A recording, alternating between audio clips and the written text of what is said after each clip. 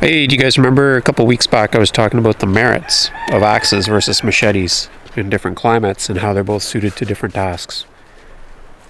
But what if an axe and a machete got married and had a baby?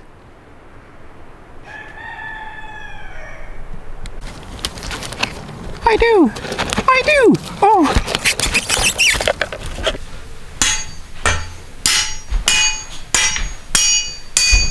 Oh!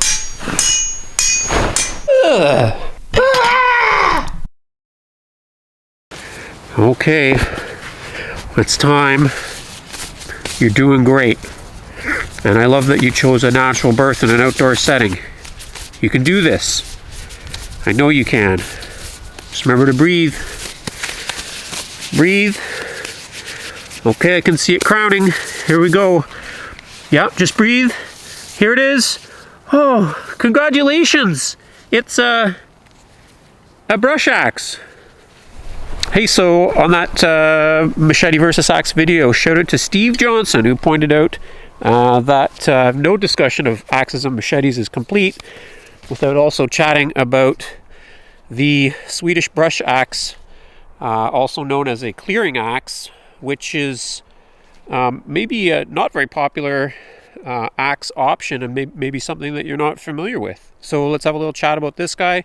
You can see that it is kind of axe shaped, but it has a thin bladed machete type blade on the end. This is removable. It's a 7-inch blade.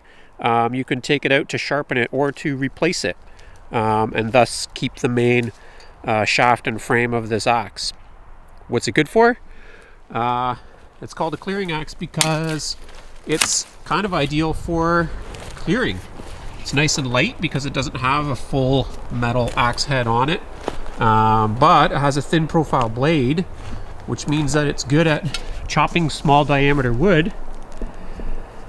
And if I can just freestyle the camera here, try and demo on this here. So it really kind of excels for chopping this small diameter stuff. Watch your nose, Zig. Bonk. Get out of there. Get out of there. Stealing the show. Go on. Okay. And it's also pretty good for sharpening stakes. So if you're doing some bushcrafty stuff and you need stakes, good for that. Also pretty good for stripping bark.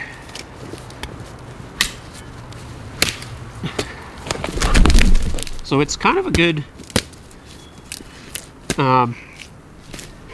clean swinging axe.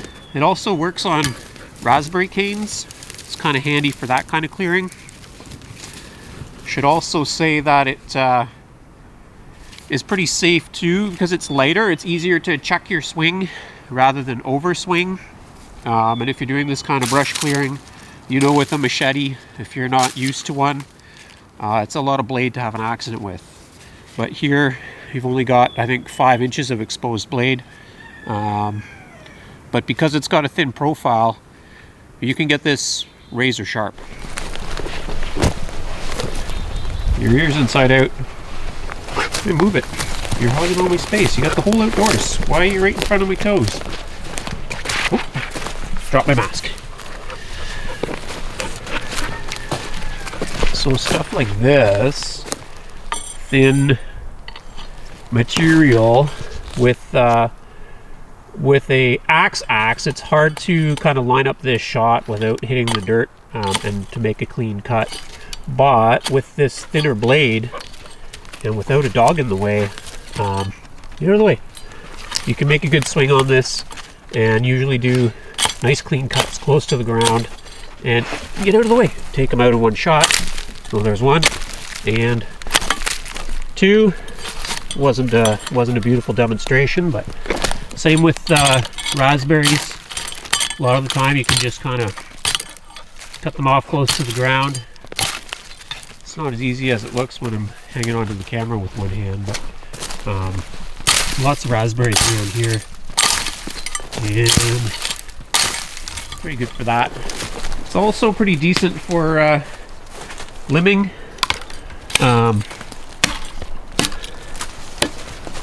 Cut pretty big bud diameter branches with it. The one thing though, because of the profile, it's hard to get a nice clean, because of the profile, it's hard to get a nice clean cut flush to the tree, but it is pretty good at whacking off branches there.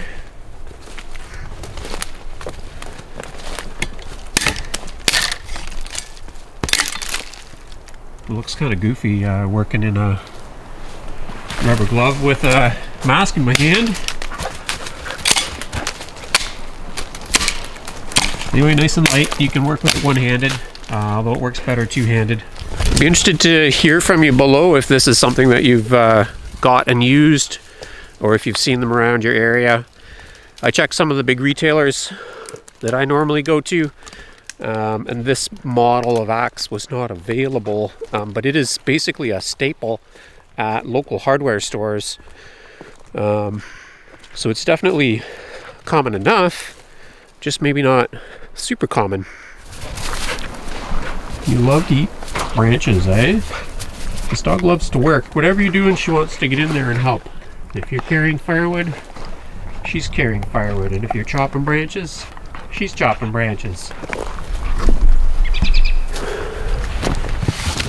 Right in the puddle, nice shot. What were the chances of that happening? Technically a lot. Were they? Give me it. No.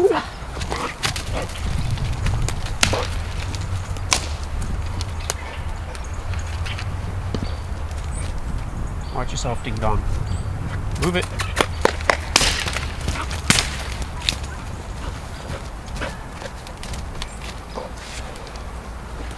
Can I go get the ball? Yeah, go get it. Okay. You just be in my video, that's all.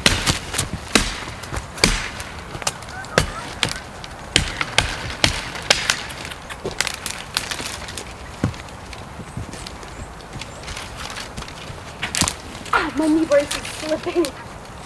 You hear the geese? What? You hear the flock of geese? Oh, yeah.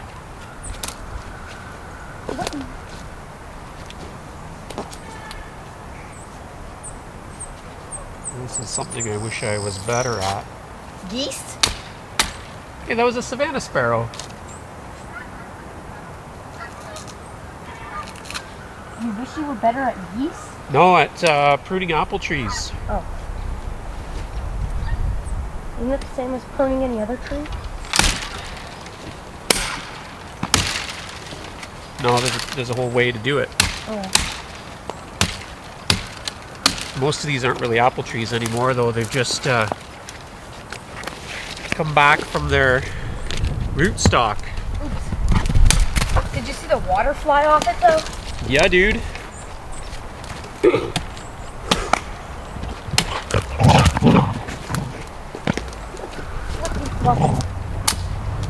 Ziggy. Yeah.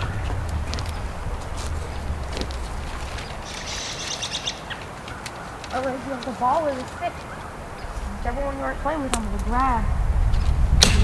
Ay!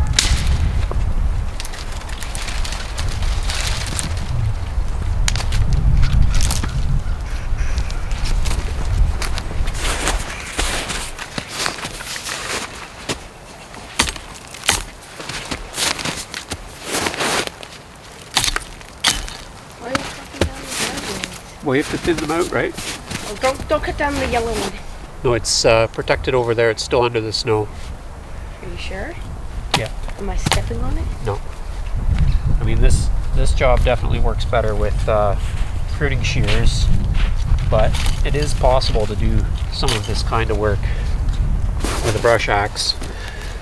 Anyway, this is on my spring list. 1, 2, 3, 4 rows of raspberries, about 100 feet long, and they need to be pruned and thinned. Probably going to do that with the pruning shears though. But this dude over here is one of the main trees shading the garden. So I'll do a little bit of limbing work on that just to show you how efficiently this axe can work. Some of these branches are as big as my wrist.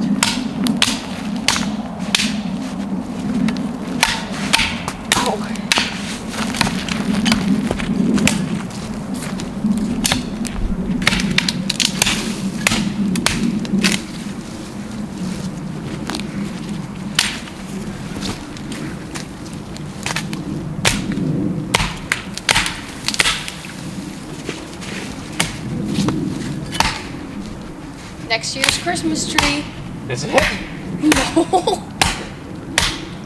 You're just saying funny things for YouTube? No, I'm saying funny things for you. For me? Yeah. I threw the ball and it went 2 feet. Oh, that side. Can you get it for me? Like it's in the snow? It's in the snow. I don't see it. I was right here when I threw it. Oh. Oh, I can demonstrate one of the other uses of the sweet axe. What if you chopped it in Makes a half? really great baseball bat. What if I chopped it in half? Yeah, You want to try it as a baseball bat? Okay. Pretty sure there's a good chance my camera's gonna get smashed. What is? The camera? Yeah. Here, pressure's on. No. Steve, right one. Oh, yeah, I'm super impressed. That was the best spinning wipeout first try baseball swing. And Ziggy has no idea where it went. I don't either. It went past the log cabin composter. Oh, I went so far. Let's reset the camera here. Yeah, it was a good hit.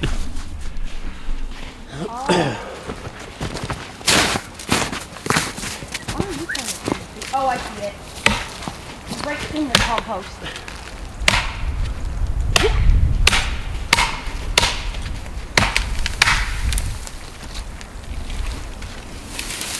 Let's stand on this. Yep. That's just compost. Oh, no, I meant the twig. The frame? Yeah, go for it. It's just a compost frame. Got it.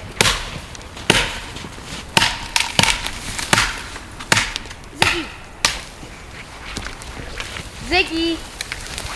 Oh my goodness! Actually, I just grabbed this off the shelf and started whacking that stuff with it, but it's not very sharp right now. But it's pretty easy to sharpen, just a flat file, both sides. You can finish it with a fine stone if you want, or even strop it and get a real thin edge on there. Well, that's the D-axe, the Swede axe, the D-axe, because it's shaped like the letter D. Oops. D's nuts.